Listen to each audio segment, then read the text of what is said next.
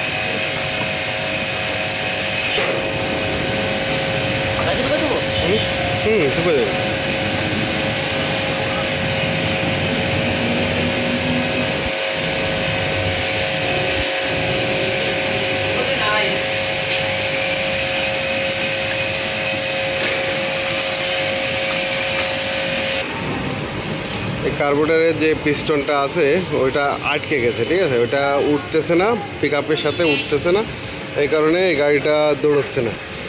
এখানে জাম হয়ে গেছে, পুরোপুরি জাম হয়ে গেছে, এটা পুরোপুরি জাম হয়ে গেছে, কোনো নাড়াছাড়া আসছে না, ঠিক আছে, এই কারণে আসছে এই গাড়িটা উঠতেছে না পিক আপ।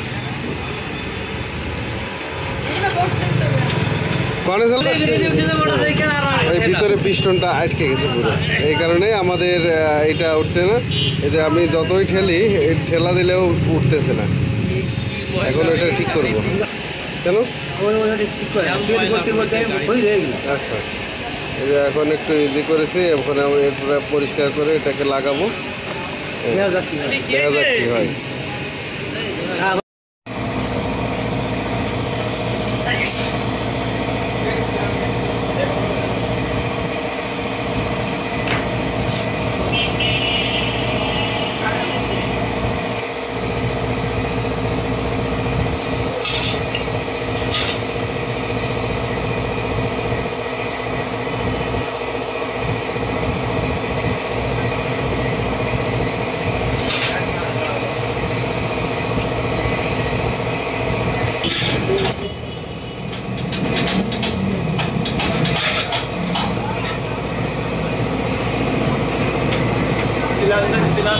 কার্বোরেটর ওয়াশ করতে হবে, কার্বোরেটরের ভিতরে প্রচণ্ড ময়লা,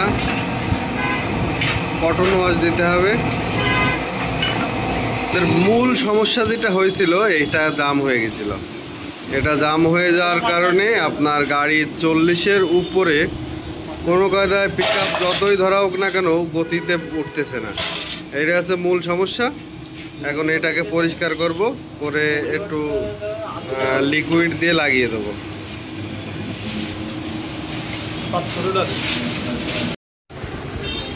গাড়িটা এখন ওকে হয়েছিল, ওকে হয়ে গেছে, গাড়িটা এখন হচ্ছে আপনার টান দিলে 80, 85, 90, 100 উঠে যাচ্ছে, ঠিক আছে। কার্বোরেটরের সমস্যার সমাধান করা হয়ে গেছে। আগে এরকম পিক আপ দিলে পিক আপই উঠতেছিল না, এখন ঠিক হয়ে গেছে।